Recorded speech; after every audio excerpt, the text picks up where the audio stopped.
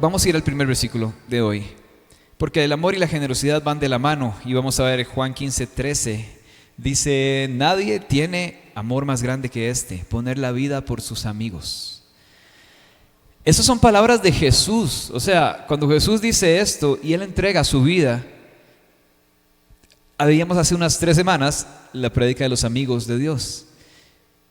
Y es hermoso porque Jesús dice que no hay amor más grande que entregar la vida por sus amigos, y Él entrega la vida por nosotros. Quiere decir que Él nos considera sus amigos. Dios establece el estándar de generosidad sin reservas cuando da a su único hijo entregando su vida. Dios lo entregó todo. Yo no me canso de decir esto, porque como nosotros nos hacemos llamar hijos de Dios y Él nos ha hecho hijos, nunca me voy a cansar de decir esto, y también lo estuvimos viendo hace unas semanas con el espíritu de orfandad. Dios solo tiene ¿cuántos hijos? Uno, es el hijo unigénito, lo dice la palabra. Él envió a su hijo unigénito para que todo aquel que en Él crea no se pierda, mas tenga vida eterna. Tiene un hijo. ¿Y nosotros qué somos? Somos hijos adoptados por Él. Y dice que por medio del espíritu de adopción nos da la potestad de llamarle Padre. Así dice la palabra. Eso es increíble. Y voy a repetir eso también hasta el cansancio. Yo no sé si alguien de los que está aquí ha tenido la experiencia de adoptar, o tiene cerca en su familia o en sus amigos esa experiencia. Yo tuve unos amigos que los tuve bastante cerca cuando pasaron por esto. Y eso me hizo que todo eso tuviera mucho más sentido, el peso de esa palabra. ¿Por qué?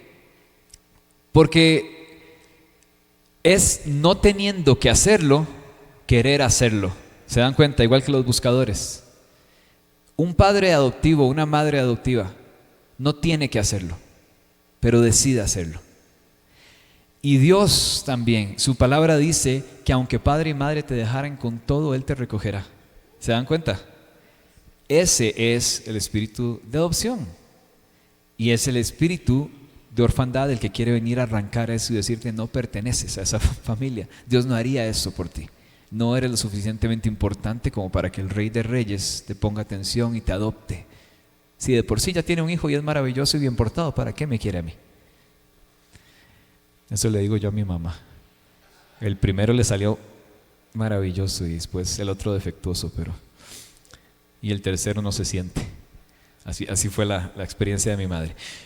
Pero Dios, teniendo un hijo tan maravilloso, decide ir por a todos aquellos que no tenía por qué hacerlo, porque dice la palabra que Él tiene uno solo, y decide tomarlos como suyos y recogerlos como suyos por ese espíritu que nos permite llamarle Padre. Y no solo eso, la palabra dice que podemos llamarle Abba Padre, que es como papito, o sea, como, ¿verdad? Como un papá cercano, amoroso. Entonces, Dios, repito, establece el estándar de generosidad sin reservas al dar a su único hijo. ¿Y por qué lo hizo? Lo dice Juan 3:16. ¿Por qué entregó a su hijo?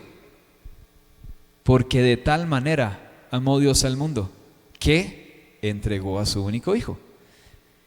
Él hizo esta locura de amor porque nos amó primero. Y también su palabra dice que Él nos amó primero. Se dan cuenta que todo tiene sentido. O sea, si no han leído ese libro, se lo recomiendo. Se llama Biblia. El amor y la generosidad van de la mano. Y vamos a centrarnos en la historia del buen samaritano, que es algo que quizás hasta culturalmente conocemos. Yo me sabía esta historia de memoria antes de haberle dicho que sí a Jesús a mis 19 años, pero cuando llegué, eso era de la Biblia. Pues me la sabía. No sé si de la tele, si de la escuela, si de algo, pero es algo que uno escucha toda la vida. Uno toda la vida, aunque no sea cristiano, sabe que Pedro caminó por el agua, por ejemplo. Pero hay cosas más profundas e importantes en la palabra de Dios, como que Dios habló a través de un burro. No sé si lo sabían. Tal vez no es más profundo, pero es bien interesante, es bien llamativo. No puedo pensar en un mejor lugar entonces en el cual aprender de la generosidad y el amor poco común, el amor inusual, que es la enseñanza del buen samaritano que da Jesús. Y vamos a leer esto en Lucas 10:30 al 37. Dice: un hombre descendía de Jerusalén a Jericó.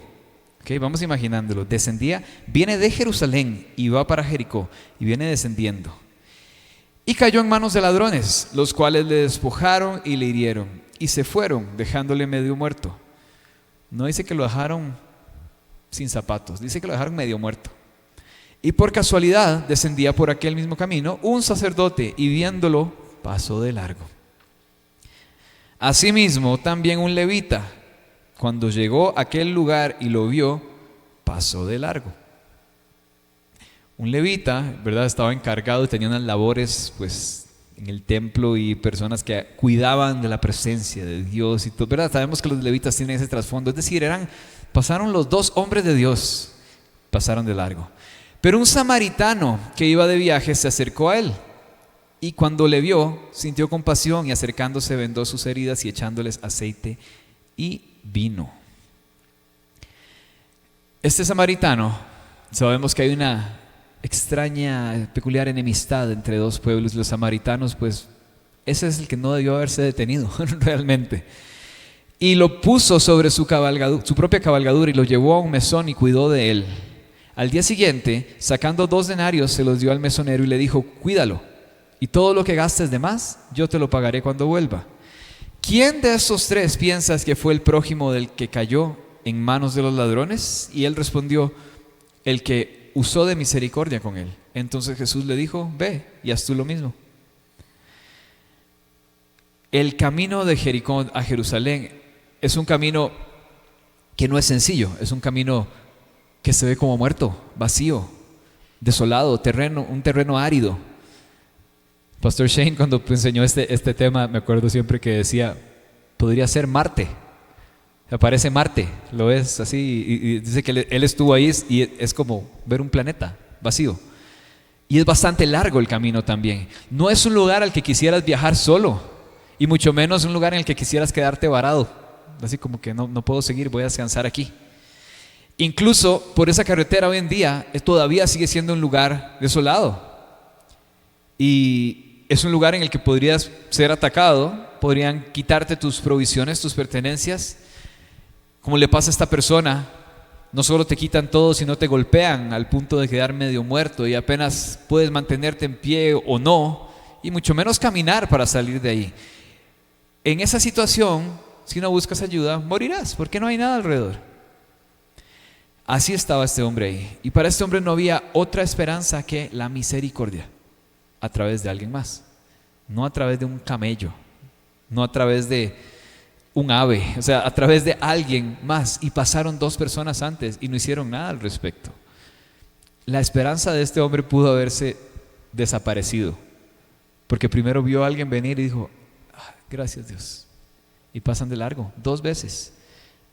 Pero en este tercero pasa algo diferente. Ahora, estos 2 que lo dejan ahí, ¿por qué lo dejan ahí sabiendo que es ese tipo de lugar y viéndolo como está? Y no solo cualquier persona, era un levita y un sacerdote. Son 2 ministros de Dios que ministran y trabajan en el templo de Jerusalén, y pasan junto a él y no hacen nada para ayudarlo. ¿Y por qué será esto? Posiblemente, tal vez pudieran decir, imaginemos cosas, pueden decir que estaban, o tal vez venían de ministrar, ¿verdad? Y vienen bajando ahí, y eso es impuro, no lo voy a tocar, no sé. O sea, puede haber 1000 razones por las que dijeron no. Y puede haber una razón por la que hubieran dicho que sí, que es movidos por misericordia. Pero Jesús deja clara la razón. El hombre bajaba de Jerusalén a Jericó, y el sacerdote también bajaba por el mismo camino. Así que ellos no se dirigen a sus deberes en el templo en Jerusalén, sino que van bajando. Están fuera de sus deberes ya, están en ya hora de salida, ya salieron, ya no están en sus deberes y están regresando a casa quizás. Y los sacerdotes realmente, dentro de sus obligaciones, tenían la obligación de enterrar un cadáver abandonado si se lo encontraban. En serio, dentro de sus obligaciones estaba eso. Es decir, si ellos pensaban que estaba muerto, estaban obligados a hacer algo al respecto. Lo que nos dice que entonces ellos sabían lo suficiente como para saber que no estaba muerto, porque dentro de sus obligaciones estaba enterrarlo. Si pasaron de largo es porque sabían que estaba vivo. Lo que significa que entonces no tenían ninguna obligación, porque esa persona estaba respirando. Si fuera un asunto religioso, esa es la explicación, está vivo. Nuestra obligación no dice que si está vivo, dice que si está muerto hay que enterrarlo. Y eso es muy importante. La generosidad, según la definición bíblica, está más allá del deber y más allá de la obligación, justo como lo estuvimos viendo el domingo. Poníamos este ejemplo y muy certero acerca del diezmo. El primer 10% es un deber, y si quieren repasar un poco, el Señor dice: me están robando en esto, en los diezmos, y por eso habrá gran maldición. Y luego dice: pruébenme en esto, y si lo hacen, vean si no derramo gran bendición sobre ustedes. Y entonces hay algo ahí que es una obligación, y es el 10%, y no es opcional. Dice que es una obligación y que es de Él. Hablábamos de que en este significado de dar, en el diezmo, se trata más de regresar lo que es de Él, que en realidad nunca nos perteneció. Pero luego de ahí, y decíamos el fin de semana, después de ese 10%, todo de ahí para arriba se considera dar y es voluntario, no es tu obligación. Y ahí es donde entra este tema de la generosidad. La generosidad va más allá del deber, no es obligación. Y el sacerdote y el levita claramente no están interesados en generosidad, porque están al parecer solo interesados en hacer lo que es obligación para ellos, lo que es ritual para ellos, lo que incluye su posición y su puesto de trabajo, al punto que pasan y dicen: está vivo, sigamos. Hagamos como que no nos vio, y probablemente pasan de largo nada más. El samaritano, sin embargo, hace algo diferente, porque hay algo muy importante aquí. Como saben, siempre vamos a buscar como los significados de las palabras en los escritos originales y en el idioma original. Jesús deja claro que esta persona, el samaritano, viaja de una manera diferente. El samaritano está haciendo algo diferente a nada más ir pasando por ahí. Si vamos otra vez a Lucas 10:33, dice: pero un samaritano que iba de viaje llegó donde estaba el hombre. En el griego, esa expresión de iba de viaje, ese es un verbo que en realidad es un participio que realmente lo que dice ahí es que está viajando. Esta es la forma verbal de una palabra griega del Nuevo Testamento para camino. Él va viajando, va por el camino. Y los samaritanos no iban a Jerusalén así nomás, ¿verdad? Así como los judíos no iban a Samaria solo porque era domingo y iban a pasear, ¿verdad? O sea, no es algo normal.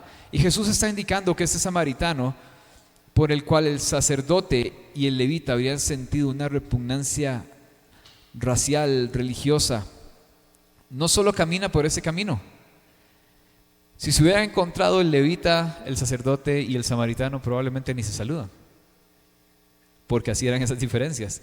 Y él no solo camina por ahí, sino que está viajando por el camino. Se dirige tal vez ¿verdad? Él viene hacia, según nos indica ahí, podemos concluir que él va hacia Jerusalén. O sea, él viene viajando. No es un camino que él caminaría a diario. No es un camino que él diría: voy para mi trabajo, o voy para donde mi mamá. No es un camino habitual para él. No es un lugar por el cual se esperaría que un samaritano esté transitando solo porque sí.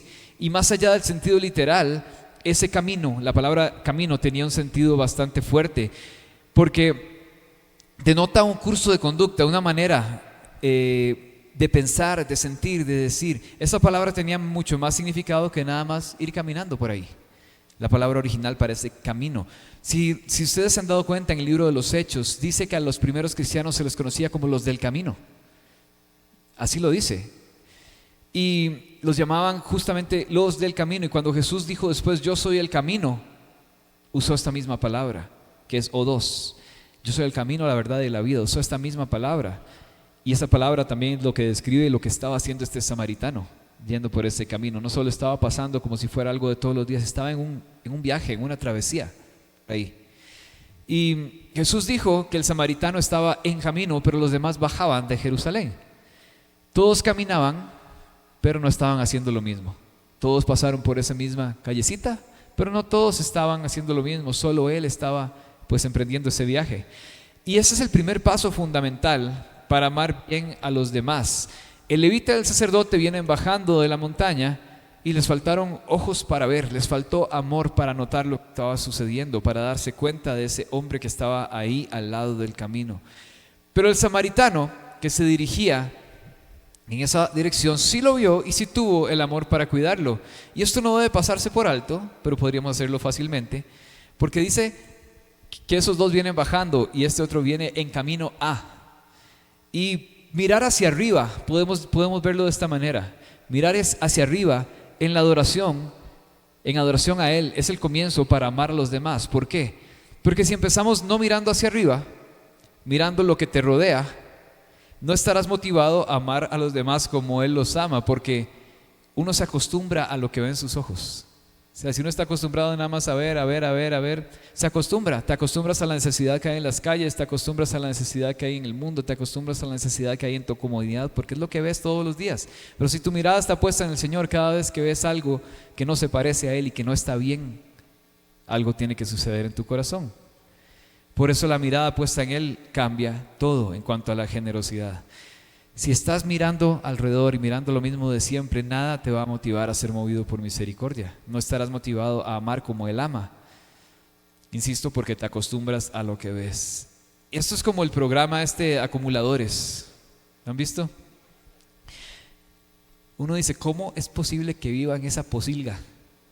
Esta persona se acostumbró, es lo que ve todos los días cuando se levanta y es lo que pisa todos los días cuando va saliendo de su casa y ya no le importa, se acostumbró totalmente a vivir ahí y eso es lo que ve y ese es su entorno.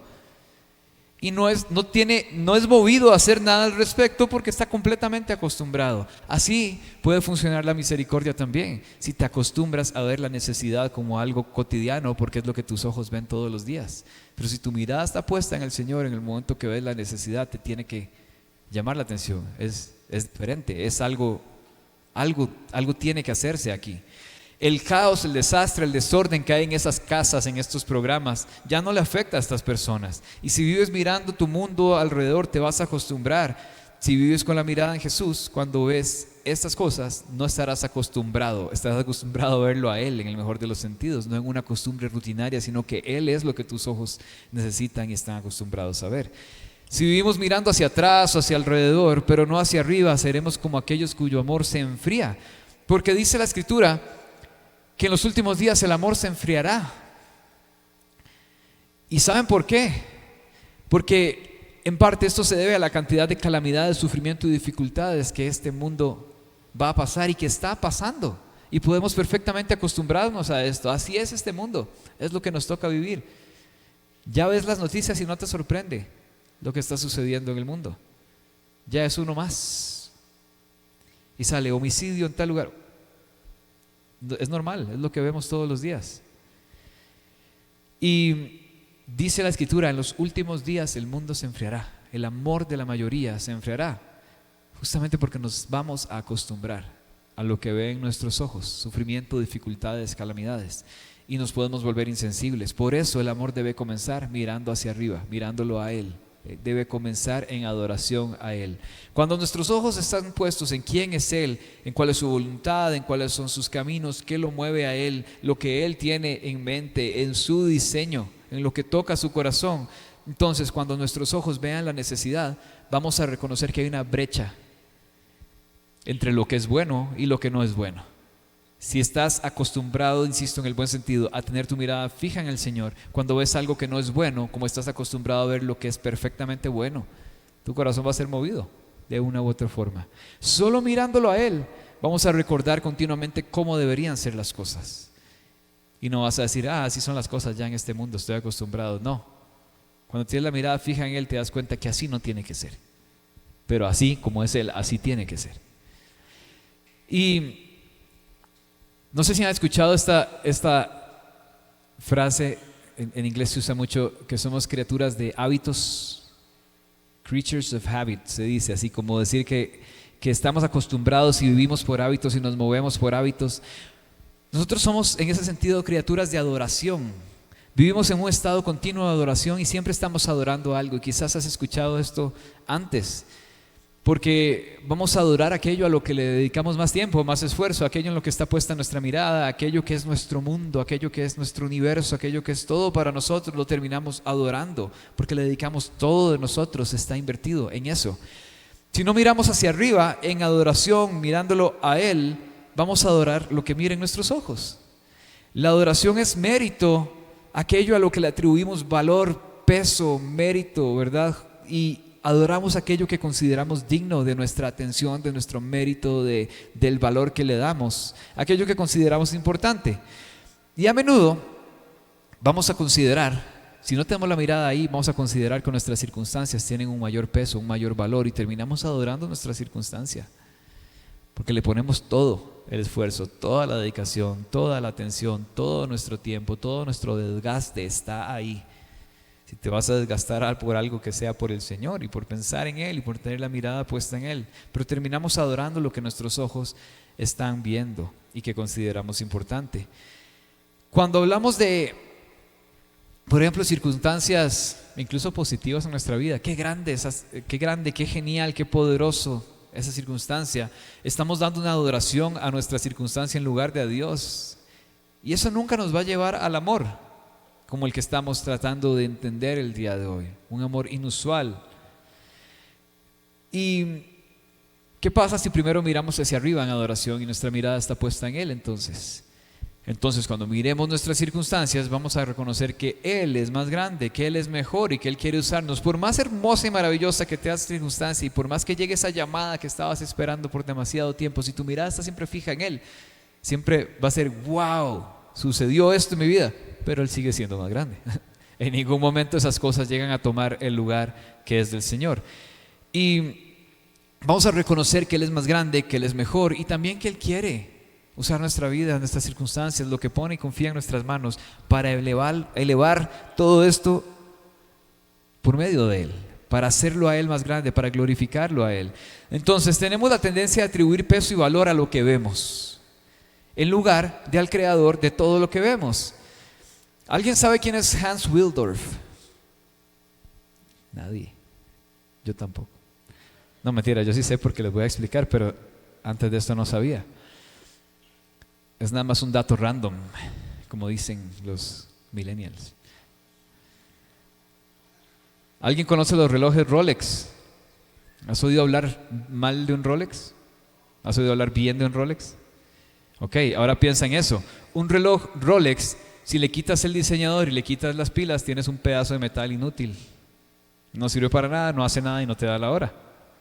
Sin embargo, se elogia tanto a los Rolex y tampoco a su diseñador que ni siquiera sabías cómo se llamaba.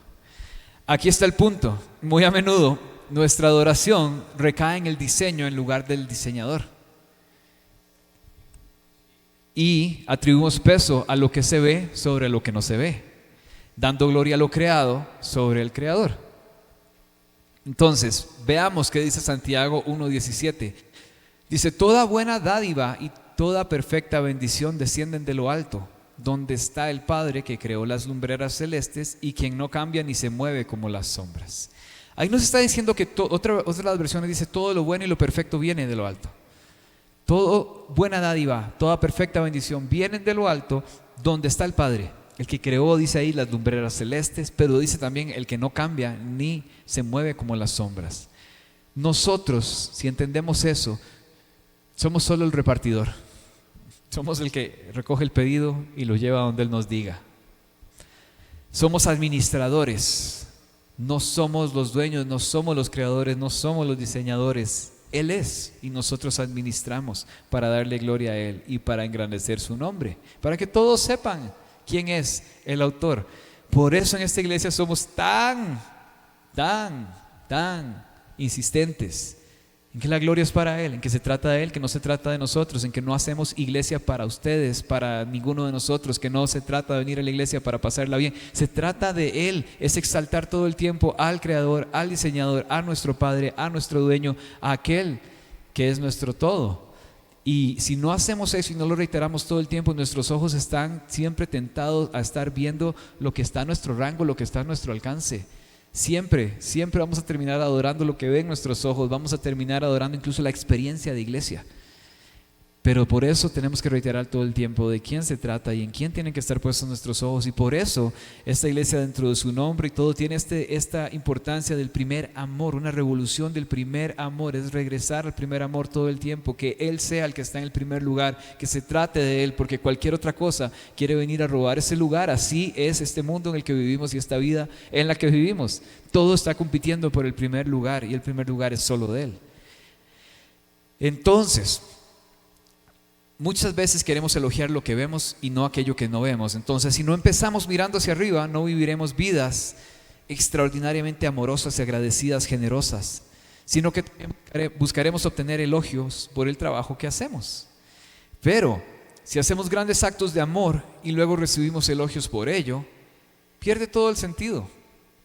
El sentido es dar a conocer el amor poco común de Cristo a aquellos a quienes amamos de una manera poco común. Si ustedes ven este título de hoy, dice amor poco común. Esa es la perfecta definición para el amor del Señor. O sea, es perfecto, es maravilloso, pero es poco común. No es el amor del día a día, no es el amor que te encuentras en la calle, en cualquier lugar. Es un amor poco común, es un amor diferente. Y nuestro propósito es dar a conocer el amor poco común de Cristo a aquellos a quienes amamos de una manera poco común. Cuando amas de una manera poco común, vas a llamar la atención y van a venir preguntas como ¿y por qué este es así? Y eso habla de la fuente del amor poco común. Y siempre tenemos la oportunidad de dirigir a Él, de señalar a Él, de apuntar a Él. Cuando ames de una manera poco común, porque tienes el amor poco común en tu vida, va a haber personas a tu alrededor que no van a entender por qué amas como amas. Y es tu oportunidad de decir, porque hay uno, que es el amor poco común. Una vez, uno de mis mejores amigos del colegio, lo dejé de ver por muchos años, y cuando nos volvimos a ver, él me escribió por Facebook después de no vernos muchos años, y fue la conversación más graciosa de la vida. Me encantaría haberla guardado en una foto y poderla proyectar en este momento, porque fue muy tonta. O sea, porque me dijo, estamos hablando de cuándo nos vemos, etcétera. Okay. Y me dice, es que estoy pasando por unas cosas medio raras y estoy terminando mi carrera universitaria y creo que esto no es lo que quiero hacer el resto de mi vida. Me dijo, y yo, bueno, estás en problemas, ¿verdad? Estudió administración de empresas y después decidió estudiar para ser anestesiólogo. En serio, Raquel sabe que es cierto. En serio, al día de hoy sigue estudiando y tenemos 40 años. Y espero que no esté viendo esto porque voy a hablar de él. Me dijo y me empieza a contar esto, así mientras escribíamos, y me dice, pero es que yo veo que siempre estás feliz, siempre estás positivo, siempre estás como lleno de vida, como ¿qué pasó en tu vida? Y le digo, es Jesús. Me dice, no, pero o sea, porque es que siempre estás así, por eso es que, porque es que irradias eso, porque ¿qué cambió? Porque así no eras. Y yo, es Jesús. Sí, está bien, pero ¿qué pasó? Y así fue la conversación, en serio, como 5 veces, hasta que fue como, bueno, veámonos mañana, vamos a comer, ok. Pero ese tipo de preguntas van a surgir cuando tienes el amor poco común en tu vida. No es normal, es diferente, te transforma, te hace ver diferente, te hace hablar diferente, te hace sonar diferente, especialmente para aquellos que no te han visto por un tiempo. Entonces, por muchas razones, el amor comienza mirando hacia arriba. Lucas 10:33, volvemos otro fragmento de esa historia del samaritano. Dice, pero un samaritano que iba de viaje llegó cerca de él y al verlo se compadeció de él. La razón principal por la que hay muy poca compasión cristiana es porque los cristianos no miran. Miramos hacia otro lado muchas veces, como hace el resto del mundo. Y si vemos un destello, nuestro corazón se conmueve, no nos quedamos mirando, miramos hacia otro lado. Y no sé si les ha pasado, yo me identifico con esto perfectamente. De que ves algo y te llama, te mueve algo, pero prefiero como hacer como que no me di cuenta. Es como un instinto natural de nuestra carne, no sé, pero a todos nos ha pasado, estoy seguro. Y después de mirar hacia arriba, tienes que mirar hacia. Después de arriba, ver a eso que está sucediendo. El samaritano vio, tal como lo hizo el sacerdote, tal como lo hizo el levita y como lo hacemos todos nosotros, pero en lugar de apartar su mirada rápidamente para olvidar lo más rápidamente lo que acaba de ver, el samaritano siguió mirando. Y el resultado de seguir mirando es que se compadeció de él. En algunas traducciones dice que se conmovió con compasión. La palabra compasión proviene del griego splagna, que literalmente significa partes internas. La compasión es algo que surge de las entrañas, es algo que se mueve adentro. La idea de esta palabra es que Él ve la necesidad del hombre y se mueve desde adentro. El samaritano permitió que su corazón fuera tomado por el dolor que vio y no blindado más bien al dolor que vio. Y no fue que esto lo movió un poquito ni que lo inquietó un poquito, estaba totalmente perturbado por lo que vio. O sea, no pudo seguir nada más caminando como si no hubiera visto nada. No intentó proteger su corazón de los sentimientos, sino que siguió adelante conforme lo sintió hacer. permitiendo que en sus entrañas creciera esa compasión, hasta convertirse en alguien tiene que hacer algo al respecto, o en esto no se puede quedar así. El amor poco común no solo debe mirar hacia arriba, sino que también tiene que mirar tiene que aprender a mirar y a seguir mirando, a no quitar la mirada y seguir avanzando hacia esa persona que está en la zanja, que está en el suelo, como este samaritano, como esta persona que está ahí, y permitiendo que su corazón se apodere de esa situación. Si ustedes saben también un poco más de esta iglesia, el Señor nos llevó como iglesia así como trajo esta visión a Ciudad de México, a Puerto Escondido. Y si han escuchado la historia, nos tocó ir a Puerto Escondido. Si han escuchado la historia también, me dio dengue en Puerto Escondido. Y si han escuchado la historia también, cuando fuimos esta primera vez, era la primera vez y única para mí, para el pastor Shane y para la pastora Rebeca. Y fuimos allá y a conocer. Y lo primero que se hizo ahí fue conversar con personas, ver qué está sucediendo, no solo para plantar una iglesia, sino para entender por qué el Señor habló de ese lugar al que nadie había puesto un pie, en el que una vez más ellos no hablaban el idioma. El Señor les puso ese lugar y les mandó ahí. Y comenzamos a hablar con personas para tratar de entender un poquito de qué venimos a hacer aquí. No solamente a poner un edificio y plantar una iglesia, tiene que haber un motivo, una razón. Y descubrimos, hablando con varias gente, que se calcula que más de la mitad de los niños son violados, abusados sexualmente, explotados en esta comunidad. ¿Y cuál mitad? Justamente la mitad que es más pobre económicamente, la mitad más vulnerable, la mitad que está sin padre, hijos de madres solteras, la mitad que está abandonada.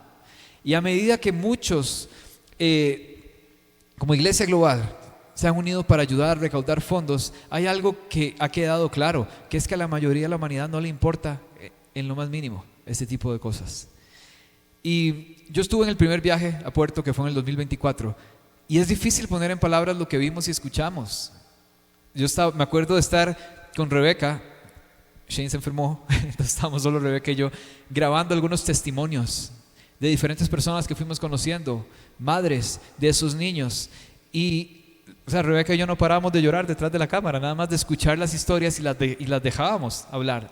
Contaban las cosas más crudas y más horribles que ustedes se puedan imaginar acerca de sus hijos y las cosas que les han sucedido, porque ellas tienen que ir a trabajar, y si no van a trabajar, la familia no puede subsistir. Pero cuando van a trabajar, sus hijos hasta de 4 o de 5 años van solos a su casa a cocinarse después de la escuela, casas que no tienen puertas, que no tienen ventanas, y los vecinos entran y hacen lo que les da la gana con ellas. Así. Y nosotros estábamos escuchando todas esas historias, y para la mayoría de personas el corazón ni siquiera se conmueve, o ni siquiera se mueve ante una atrocidad tan horrible como esto, porque no se hace nada al respecto. Muchas personas no se saltarían su café de Starbucks para mover un dedo por esos niños y para donar un peso por esos niños. ¿Por qué? Porque en realidad a la mayoría no le importa. Pero hay otras personas, hay otros corazones que cuando oyen hablar de algo tan malo y que es solucionable, sus corazones se conmueven, e incluso hasta el punto de llorar. Ese día, como les digo, no parábamos de llorar grabando estas historias. Que yo llore es una cosa, ¿verdad? Es cosa seria, es bien difícil. Soy insensible. No, es que tengo un problema en mis glándulas lacrimógenas que no me permiten demostrar mis sentimientos. Mentira. Pero he visto muchas lágrimas al hablar de esto con las personas. Cuando hemos compartido estos videos y estos testimonios, hemos escuchado lo que causan las personas. Y sin embargo, de aquellos que se conmueven hasta las lágrimas, hay solo un pequeño sector que dice: quiero hacer algo, voy a hacer algo. A la mayoría de aquellos cuyos corazones se mueven con esta realidad, la mayoría deja de mirar después, hasta que esos sentimientos se extingan o ya no existan, porque me perturbó, pero no quiero tener eso en mí. Y insisto, pocos de los corazones que se conmueven permiten que sus cuerpos se muevan hacia eso. El amor poco común es muy poco común. Un amor como el del Señor, incondicional, es muy poco común, que se atraviesa muchas cosas delante. Ahora, ¿cómo mantenemos y sostenemos un amor extraordinario como el de Dios? Un amor poco común que fluya en nuestras vidas. Primero, dijimos, el amor poco común mira hacia arriba, pero también después mira hacia. pero parte desde arriba, desde ahí mira hacia la necesidad y sigue mirando hasta que su corazón está tan movido por lo que ve como el corazón de Dios está movido por lo que está viendo. El amor poco común no tiene mínimos. Este samaritano, a diferencia del sacerdote levita, no se preocupa simplemente por su deber, sino por el querer, no solo por lo que le toca hacer, sino por lo que quiere hacer y por lo que su interior lo guía a hacer. No deberíamos sorprendernos porque él no estaba en ejercicio de deber como los demás. Los sacerdotes sí debería sorprendernos porque tienen un rol, o sea, se supone que debían haberlo hecho. Este otro samaritano no debería sorprendernos porque digo, él no tenía por qué, pero lo hace.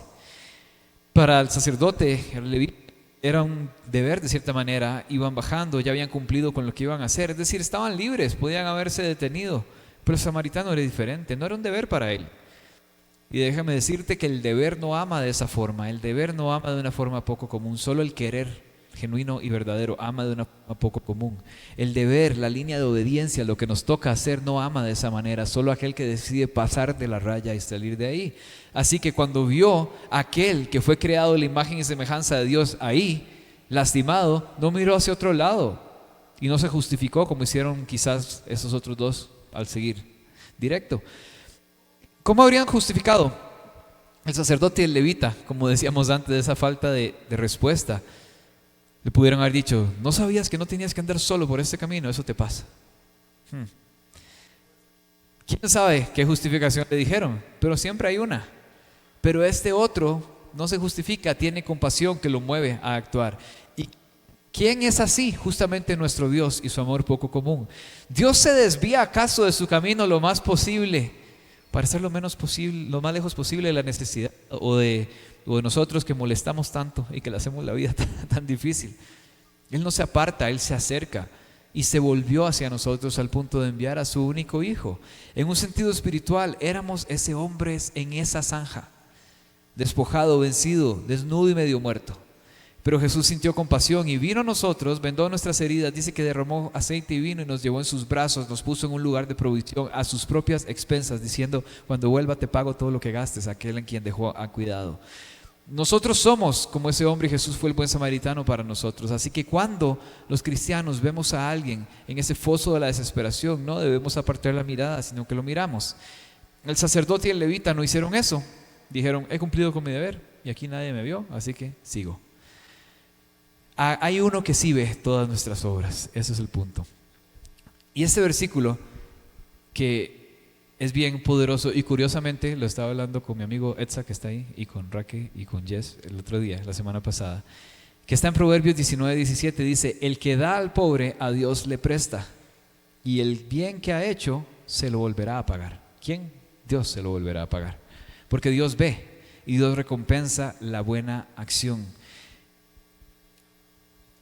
Vean lo que dice, es que dice, el que da al pobre a Dios le presta. ¿Quién soy yo para prestarle algo a Dios si se supone que todo es de Él? Y el bien que ha hecho se lo volverá a pagar. Y aquí hacemos este paréntesis que es importante, que era justo lo que hablábamos el otro día. Si alguna vez has creído que los diezmos y ofrendas son lo mismo, porque se usan en la misma frase, o el diezmo y la generosidad son lo mismo, creo que en esta última semana Dios nos ha dejado claro que hay uno que es su obligación. Y esa es su palabra. Y no dice ahí que sea opcional. O sea, dice, puedes no hacerlo, pero me estaría robando, es lo que dice Dios. O sea, sí tienen la opción de no hacerlo, pero yo prefiero no hacerlo por después de la semana pasada. ¿Y qué pasa aquí? Dice, el que da al pobre, a Dios le presta.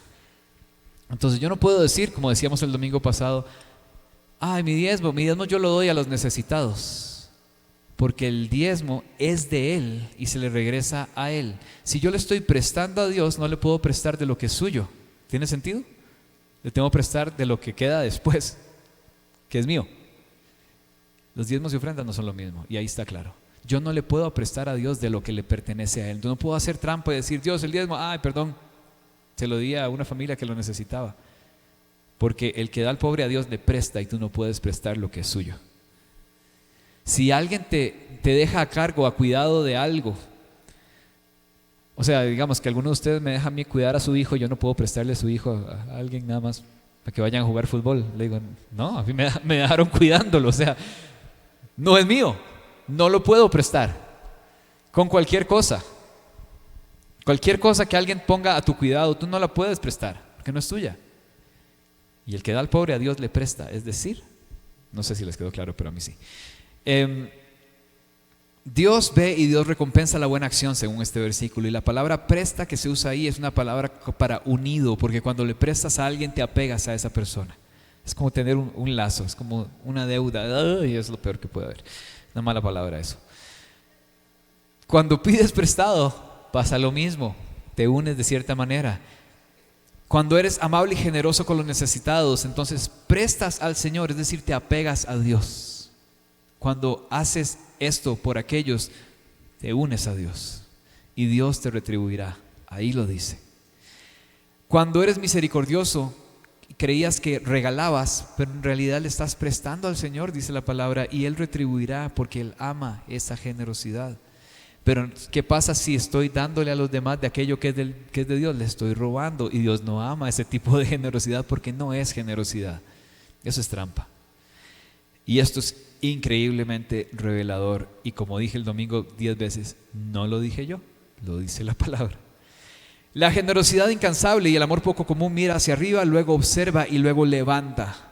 Así es la progresión de eventos. El texto dice que el samaritano vendó sus heridas. Es poco probable que el samaritano fuera viajando con un botiquín, nada más porque por si acaso me topo una persona que necesite que vende sus heridas. Esto había requerido utilizar lo que tiene a mano. Y tal vez no llevaba rollos de tela para envolver sus heridas. Hay una expresión que se usa también para decir que alguien es muy generoso y decir como, te daría incluso la camisa que lleva puesta, o te daría incluso sus zapatos de lo generoso que es. Es exactamente lo que estamos viendo aquí. Esta persona va pasando por ahí y lo que tiene en su haber lo utiliza para sanar las heridas y para ayudar a esa persona. ¿Quién más hace esto? Justamente nuestro Señor. El Salmo 147:3 dice, Él sana a los quebrantados de corazón y venda sus heridas. El hombre que va por el camino hace exactamente lo que Dios hace por nosotros, porque el objetivo es llevarlos hacia Él. El objetivo es hacer lo que Dios hace por nosotros, para que Dios sea reflejado por medio de lo que estamos haciendo. Esto no está en la pantalla, pero 1 Corintios 13 dice que el amor verdadero no busca lo propio.